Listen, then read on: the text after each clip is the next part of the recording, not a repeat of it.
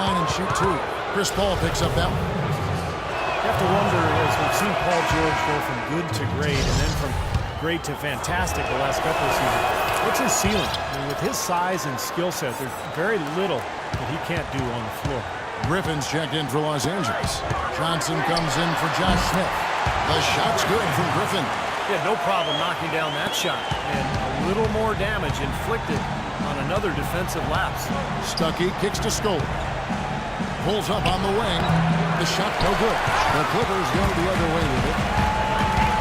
Clark, for Paul George, it's incredible to think that he was taken as late as he was in the draft, but as you said earlier, his ceiling is through the roof, and he's right up there with LeBron and KD as the best threes in the game. Yeah, I agree with you there, man. Really nice to watch his development because he's made progress each year. It'll take an incredible amount of hard work for him to surpass either of those two in the grand scheme of things, but I wouldn't doubt anything when it comes to Paul George's ceiling. It's just going to be a matter of his commitment to the work and staying focused on realizing his tremendous God-given ability. Here's Watson. Some solid defense from Johnson. Had a pretty good look at the basket, but defensively they did a nice job rotating, forcing the miss. Wes Johnson, the former #4 pick back in 2010. He was a bust in Minnesota, but he shot better in his 4th season. And once he was moved to kind of a small 4, like the shooting power forward spot, he really found a niche for himself. Cole Aldrich is checked in for the Clippers. So an entirely new group in now for Indiana. Mahinmi's checked in for Hibbert. Lavoy Allen comes in for Luis Scola. Jordan. Now, Clark, that is just ridiculous. Absolutely filthy. I don't remember ever seeing a dunk like that in the game. I certainly don't remember the last time I saw it. Yeah, that was just amazing. That's purely a hustle play there. Getting to the offensive glass for the tip-in, well done. And that's, a quality you see any strong offensive rebounder possess. We saw it right there. Yeah, it's the anticipation more than anything. It's understanding where that ball is going before anybody else on the floor does. Here's Sloan, defended by Paul. Mahinmi passes to Sloan. And Chris Paul picks up the foul. And that'll be his 3rd foul so far. Already he's looking at his 3rd foul. I think the coach will probably look to sit him down until the 3rd quarter. Out of bounds, the Clippers take possession. Boy, just a brain cramp, guys. I mean, that should have been the simplest of exchanges. Clippers leading by 19 points. Johnson for 3. And a great assist by Paul as that one goes in. Johnson's got 4 this quarter. Sloan dishes to Allen. Laid in with a nice touch off the glass. Well, every once in a while, he'll show us some pretty good moves around the hoop. And Griffin, here we go. It's going to be 2 free throws. Drew contact on the shot. Well, Griffin, a former dunk contest champion, but make no mistake, Blake is a game dunker, always among the league leaders. And at his size, with that strength, the way he gets off the floor is just unbelievable. That one is no good. Blake Griffin gets up so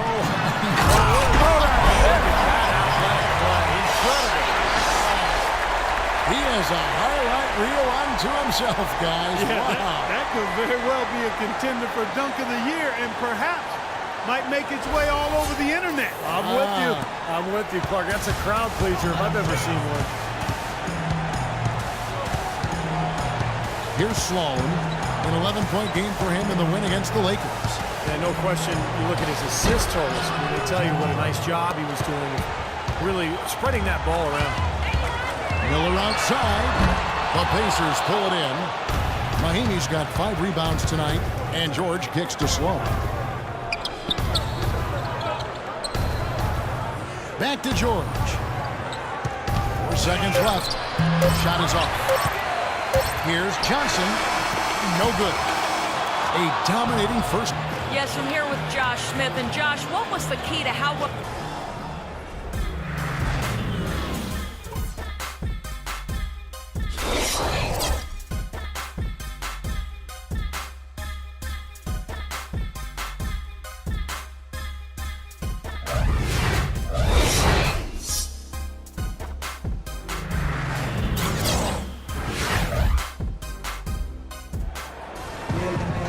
Well, it's been a one-sided affair so far through the first 2 quarters, but there's plenty of time to mount a comeback. It's been one outstanding game from Jay. He went off in the first 2 quarters, guys, as he's capable of doing. We might see some changes here in the defensive approach they use on him in the second half. Yeah, they've got to make some sort of change. I mean, they can't let him continue to torch him like he has been. On the court right now for the Pacers. Scola plays the 4 with Hibbert at the 5. Rodney Stuckey out there with Watson, and it's George in at the small forward. And assists like that typified their effort today. Great ball movement. Really an example of the difference in how these teams have operated offensively. Much more individual play at the other end. They're taking so many shots down there, and they're knocking them down. Really good looks in the paint. No doubt the offensive philosophy today, pound that thing inside. Chris Paul, arguably the league's best point guard, and he does have the best player efficiency rating of any point guard in the history of the rating. Future Hall of Famer, this is an all-time great we're watching play right now. When you talk about Chris Paul's statistical resume, that often overlooks his defense, but he's a perennial all-NBA defense selection over the last 7 years or so. He's a lead at both ends, and their offense is flowing. It's clicking right now at the beginning of the second half. They've made 3 of their first 4 attempts. Pacers trail by 20, 3-on-3, and the rejection by Jordan. Hibbert kicks to Scola, and out of bounds as the Clippers gain possession. We have the break in the action. Let's show you the teams that have been making their opponents work especially hard over the past 10 games. In third, the Pacers. Fifth, the Clippers. They've been faster setting up their offense lately, and it seems like the teams they've been playing have been rushing a little to keep up with the pace. They've been able to hold their opponent's scoring down quite a bit. They are not rotating nearly quickly enough on defense down low. Got to get quicker there. And even if it costs them some foul trouble, they need to start putting some bodies on bodies. Be physical. Shots good by Miller. And Chris Paul, such a scrappy defender, part the league leader in steals per game for 4 straight years. He's got such quick hands, and really what makes him so dangerous defensively is his anticipation. I've watched him off the ball a lot defensively. He just anticipates where that pass is going, and then he gets there right in a hurry. George against Griffin. And it's the Clippers scoring again. Boy, they look helpless defensively. Not quite 2.5 minutes played here in the second half. And Griffin sends it back. And it's Paul penetrating. There's the 3. And Griffin with the score. The assist by Paul. 22 points for Blake Griffin. They just continue to splash home those threes. Eliminating the deep shot has to become priority number 1 for this defense.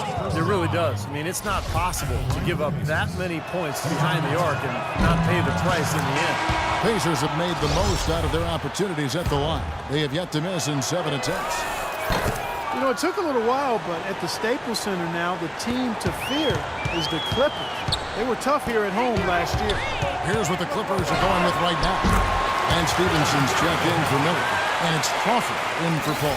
Got a lot of momentum going with his own game. It's been great today and just as hot as he was last time out. Screen by Scola. Watson the pass to Scola. And the layup is good. Scola's got 4 this quarter. Well, guys, you were talking about with the Clippers. It wasn't that they would beat you here. They would blow you out here. Yeah, their average win margin here at home last year was almost double digits. Think about that average. They would win by a blowout here in Staples. And the Clippers making a switch here. Smith is checked in. Here is Watson, guarded by Crawford. Hibbert with a screen for George. And he goes up again. And the basket by Scola. Pretty much all of their buckets coming from inside the paint now. Yeah, that's 5 of their last 6 baskets inside the lane. They have really established themselves inside. Stuckey dishes to Watson. Scola kicks to Watson. Stuckey against Stevenson. Down to 5 on the shot clock. And it goes as the official calls the foul. Count it. He'll shoot one more at the free throw line. If you were only looking at the way way he's played offensively, you'd think his team would be ahead. Mahinmi's checked in for the Pacers. Hill comes in for George. Smith kicks to Pierce. It's good. The assist that time from Smith. 6 points for Paul Pierce. There's been a huge discrepancy between these teams and their effectiveness from the three-point line. And you really notice it at that end of the floor where they continue to get open looks and knock them down. Cole Aldridge is checked in for Smith. Then for the Pacers, Allen comes in for Roy Hibbert, and Donald Sloan subbed in for C.J. Watson. Mahinmi passes to Hill. Kicks to Mahinmi. That's good. That is some real serious dime dropping there. Exquisite assist. There's Crawford with the three. Can't get it to go. And it's the Pacers taking it the other way. They're off to Denver after this game as they apply their skills at the Pepsi Center. That matchup falls in the middle game of this three-game trip. No doubt the Denver fans want to see the Nuggets take that game. And now we can see them really working it inside. Taking advantage of the defense, really pounding it down low. Here's Jordan. Stevenson outside. This one for three. Another miss by Stevenson. You know, even though he missed that three-point shot, I think the defense has to do a better job of challenging the shot. Yeah, because you know if you continue to give up open looks like that, you're in big trouble. And that assist earned him a little nod from his teammate after the basket. Deep two from Crawford. And it's off the back rim. No good. I don't know if it's just me, but he's looked a step slow since the start of the quarter. His shooting has really suffered. Well, Jamal Crawford has proven that no matter what role he plays, just call him buck. He can flat out put the ball in the basket. You got to give him a lot of credit, though. He does change his game quite a bit depending on if he's coming off the bench or starting. I think that speaks to his IQ. Here's Sloan, and the shot is good. Sloan's got 4 points in the quarter. You know, the height difference there is huge, but he canceled it out with great body control in the air. Exactly, Steve. He got to the hoop and wouldn't allow himself to be manhandled by the big boy. Crawford dishes to Jordan. Allen with the rebound. Allen's got 5 rebounds tonight. Hill kicks to Sloan. Stuckey outside. We've got 1:23 left in the third quarter. And the baseline jumper, no good. And that one's good. Mahinmi's got 8 points. Strong rebounding, and he's rewarded with the easy putback. Pierce for 3. And that one's good. And the Clippers lead by 15. They are killing them with that three-point shot here in the second half. Well, the defense fully stretched out trying to stop that shot and still not able to get it done. Hill drives in, and it's blocked by Jordan. Rejected by Jordan, and out of bounds as the Pacers gain possession. Well, some deep threats have really made their presence felt around the league lately. The two-guard spot, these have been the hottest three-point shooters for the last month. Well, you look at Miller. He's absolutely deadly from outside. And, of course, Jamal Crawford right behind him. He's another player that shoots it extremely well from outside. Shot from the wing, and he knocks down the jumper. Pacers trail by 17. Sloan passes to Mahinmi. In the corner, Stuckey with it.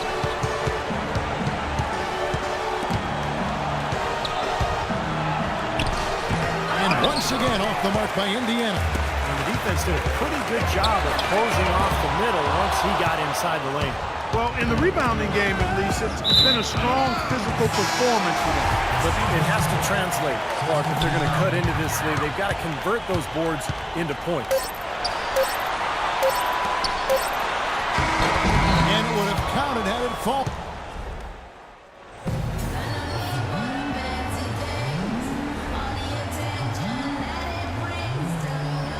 And while we can now, let's take a look at today's State Farm assist of the game. Well, tremendous point guard play, but that's nothing new coming from him. This is what you expect. A gorgeous feed there.